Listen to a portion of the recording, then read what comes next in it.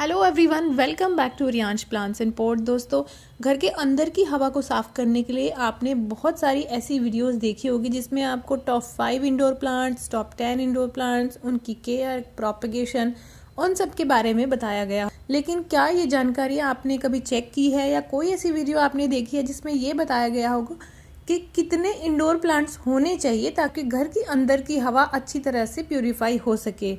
या फिर क्या आपने कभी ऐसी जानकारी चेक की है कि क्या ये इंडोर प्लांट्स वास्तव में प्यूरिफाई करते भी हैं या नहीं करते हैं? नंबर ऑफ प्लांट्स कितने होने चाहिए, कितनी कौन सी वो कंडीशंस होती हैं जिसमें ये इंडोर प्लांट्स आप घर के अंदर रखते हैं, और कौन से वो कंडीशंस होनी चाहिए जिनमें ये इंडोर प्लांट्स अच्छे से सरवाइव कर सके और लंबे टाइम तक हेल्दी रह सके।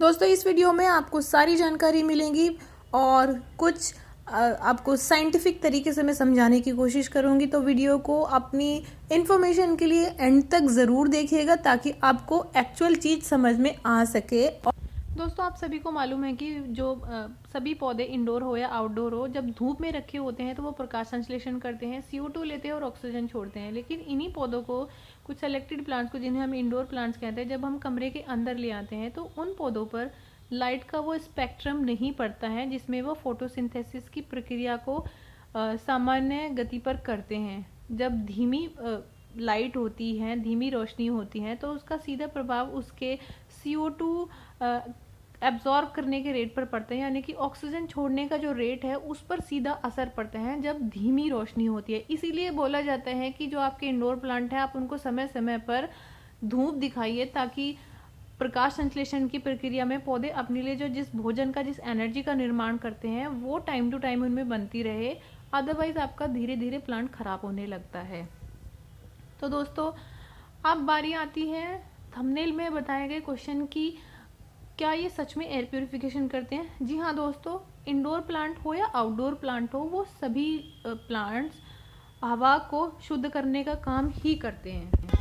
घर के अंदर की हवा में बहुत सारे पॉल्यूटेंट्स होते हैं। फॉर एग्जांपल, कुकिंग और हीटिंग से बहुत ज़्यादा पोल्यूशन होता है। इसके अलावा फ्रिज से CFC यानी कि क्लोरोफ्लोरोकार्बन निकलती हैं जो कि बहुत हानिकारक होती है।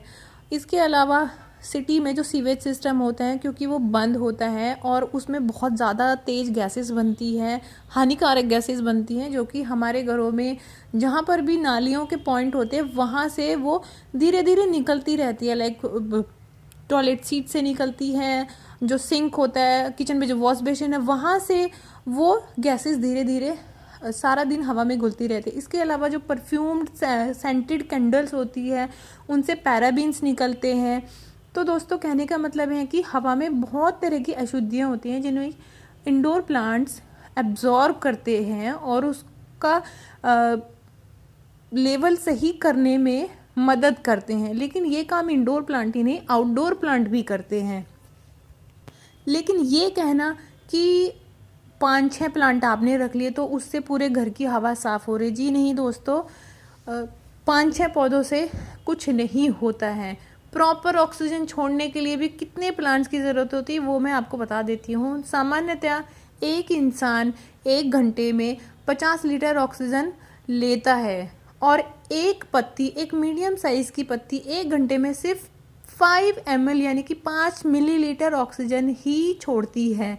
दैट मीन्स कि 1 घंटे में 50 ml ऑक्सीजन छोड़ने के लिए 10,000 पत्तों की ज़रूरत पड़ेगी। फॉर एग्जाम्पल, ये जो डिफिनबाकी का आपने प्लांट देखा था, या ये स्नेक प्लांट आप देख रहे हैं, इसमें कितनी पत्तियाँ हैं? इसमें 8 पत्तियाँ हैं।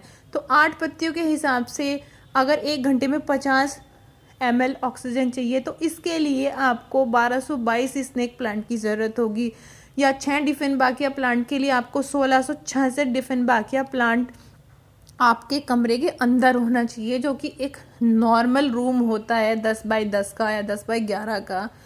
और अगर आप गूगल पर इसके बारे में सर्च करेंगे तो बहुत सारी जगह दिया हुआ है कि नासा ने रिकमेंड किया है कि 2 प्लांट काफ़ी है या पूरे घर में 3 प्लांट रख लो। लेकिन उसका कोई ऑथेंटिसिटी नहीं है, ना ही उसमें कोई रेफरेंस लिंक है, ना उसकी कोई प्रमाणिकता है, ना उसमें कोई साइज़ का स्पेसिफिकेशन दिया हुआ है।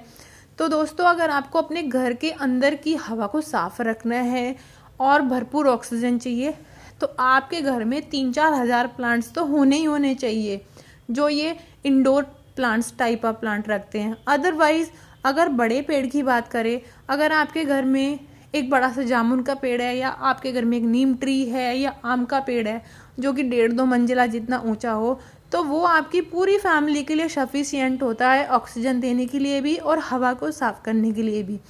लेकिन पेड़ और इंडोर प्लांट का साइज़ बहुत अलग होता है। तो अगर इंडोर प्लांट्स को रखना है प्यूरिफिकेशन के लिए और ऑक्सीजन के लिए, तो आपको बहुत सारे कई हज़ारों पौधे अपने घर के अंदर रखने पड़ेंगे। लेकिन इसका नुकसान सबसे बड़ा ये होता है कि जब आप अपने घर के अंदर पॉटेड प्लांट रखते हैं तो उनसे कई तरह की बीमारियां हो जाती हैं। तो ये क्योंकि जहरीली गैसों को, हानिकारक गैसों को एब्जॉर्ब करते हैं, तो इनकी पत्तियों में बहुत सारे टॉक्सिन्स हो जाते हैं, इकट्ठे हो जाते हैं। इसीलिए कहा जाता है कि इन हाउस प्लांट्स की पत्ती पॉइजनस होती हैं, इनको बच्चों से और पेट से दूर रखें। ये बात बिल्कुल सच है, इसीलिए दूर रखा जाता है क्योंकि ये इनमें बहुत सारे टॉक्सिन्स होते हैं। प्लस जब हाउस प्लांट्स को आप कमरे में बहुत लंबे टाइम के लिए रखते हैं तो इनमें बहुत सारे मोल्ड्स और फंजाई हो जाते हैं जो हमें सीधी आंखों से नहीं दिखते, वो सिर्फ माइक्रोस्कोप से ही देख सकते हैं। और उनके पोर्स हवा में घुल जाते हैं जो कि एलर्जेंस का काम करते हैं। इसीलिए हमें इन्हें टाइम टू टाइम बाहर धूप लगानी चाहिए ताकि वे फंजाई और वो मोल्ड्स मर जाएँ। तो इनको हवा भी बहुत ज़रूरी है। अगर आपके घर में वेंटिलेशन नहीं है तो ये इनका और पॉल्यूटेंट्स बहुत ज़्यादा हैं तो ये ऑक्सीजन कम छोड़ते हैं, CO2 ही ज़्यादा छोड़ते हैं, जिससे सीधा आपकी सेहत पर असर पड़ेगा। प्लस दोस्तों, वह कौन सी कंडीशन होती है जिनमें हेल्दी रखा जाता है? कमरा बिल्कुल हवादार होना चाहिए, इनको समय पर धूप देनी चाहिए और इनके ऊपर LED बल्ब का इस्तेमाल कीजिए ताकि इनमें धीमी गति से इनकी फोटोसिंथेसिस की प्रक्रिया होती रहे। तो दोस्तों, वीडियो को लाइक, शेयर और सब्सक्राइब करो। फिर मिलेंगे नेक्स्ट वीडियो में। Happy gardening, go green friends.